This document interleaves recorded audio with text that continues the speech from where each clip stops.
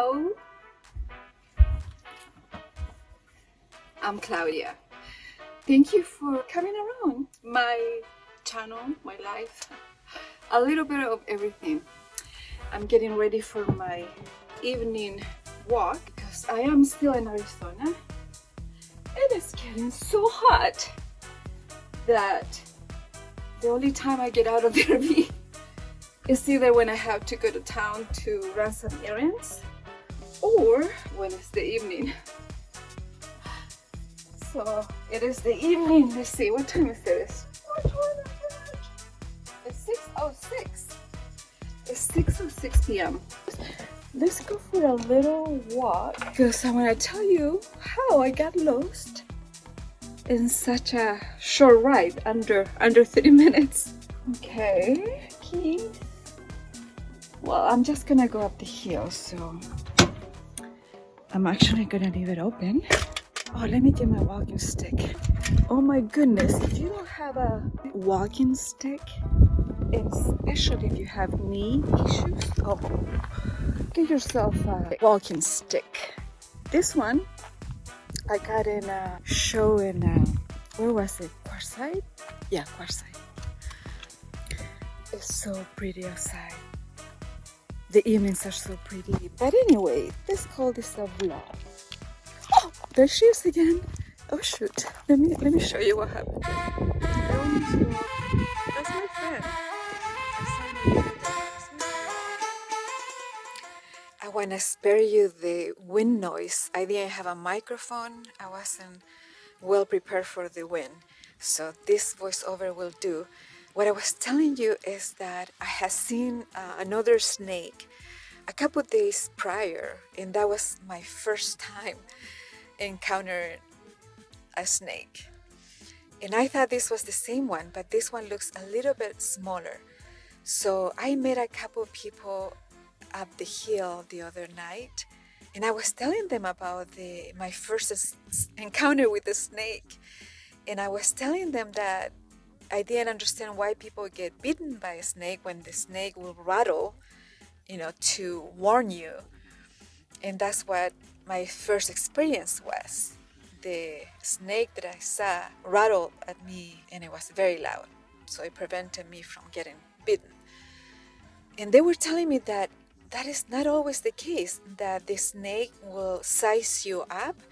And once the snake realizes that you're too big to be a prey, then they will go on their way. But what happens is that sometimes people don't see them, and they will step too close to them, and that's when they will get bitten. That's what I was telling you about my experience of seeing my first snake.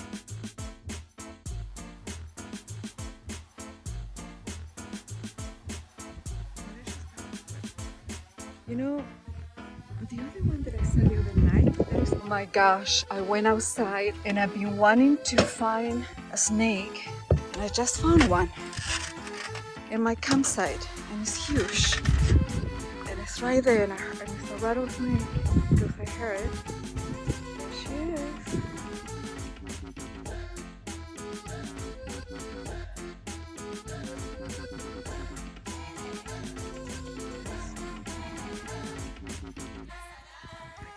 Across the road, and there she was, crossing way over there. Let's keep it cool. I'll go my way, you go on yours. Okay, so that was scary, wasn't it? Goodbye. Oh dang. Whew. I love nature. I still have adrenaline going. Dang. Everywhere. I always look everywhere, and that's the thing that we gotta do. Okay, I'm not gonna be afraid. I'm gonna be here. I hear that. By the way, there are cows around here, so that's why we heard a cow. I don't know if you heard it, but wow, this is gonna be a forever vlog. Vlog? I don't know. I don't care. Do you care? I don't know what to call my videos ever. I know I feel like a spider on my legs or something. Maybe it's my blonde hair falling. Okay, nobody's gonna attack me from behind. Now I'm so paranoid. Oh shoot. There's a stick on the ground that looks like a snake. Now I'm thinking everything is a snake. I'm really paranoid. I don't want to go back. I'm going to overcome this fear. I'm going to enjoy my evening walk like I do every day, because it's the only exercise that I've been getting lately, because it is so hot here. It's getting so hot that the snake changed my whole train of thoughts.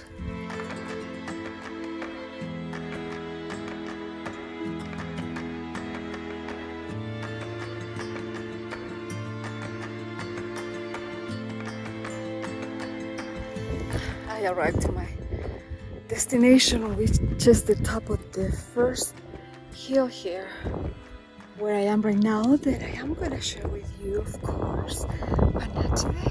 Today I want to talk about the last place that I was at.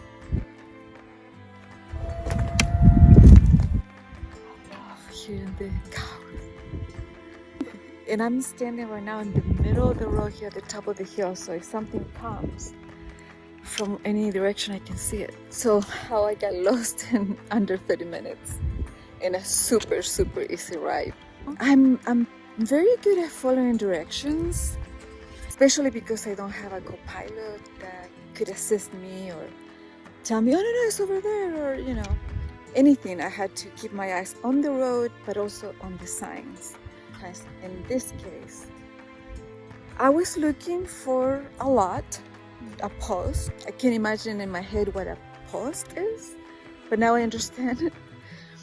Cut me some slacks. I wasn't born here, so all of this for me is new, and you know, even the terms. I was looking for a lot that had RVs parked on it. That's what I was looking for, and I saw one. Google sucks sometimes, the Google Maps, as we know.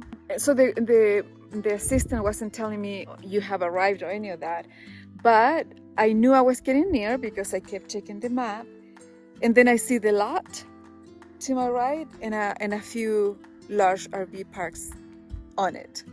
So I pulled in, and I think I'm always anxious on moving day, and I'm learning that I do too much in one day. So now I'm learning to like pack one day and be ready to leave the next day, and that's it. But I do everything in one day, and that is proving to me too much, because because it is too much. So I'm learning. So I get anxious and I just want to get there and rest. I saw the lot, I saw the RVs, I pulled in, and then you know the rest because of the video. What I want to say today is kind of give it a positive spin. What is the term? The silver lining, right? Because I went to explore more the next day when I wasn't grumpy and tired. I went to explore some more, and I discovered what I'm sharing with you on this video. Take a look, my friends.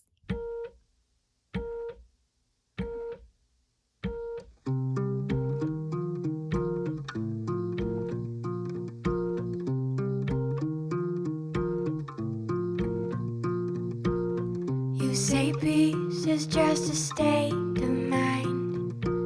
You help me reach it when I leave mine behind. In this city, chaos and dust in our eyes, speeding at our speed, sweetly walking by.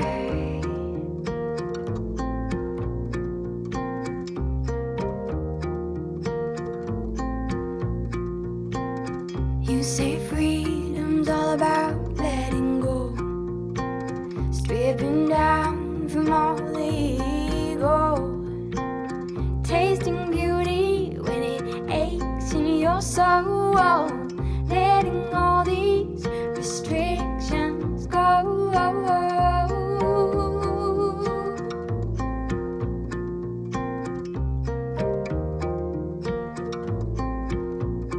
Feels high in my soul when I think about I shine in your glow. You fill me with light.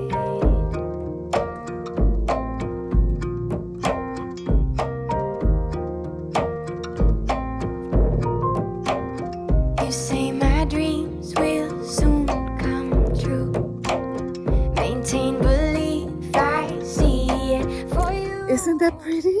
I guess from now on, I'm just going to continue to be as diligent as I can. Continue to learn, of course, and not be so down on myself if I make a mistake or if I park in the wrong place.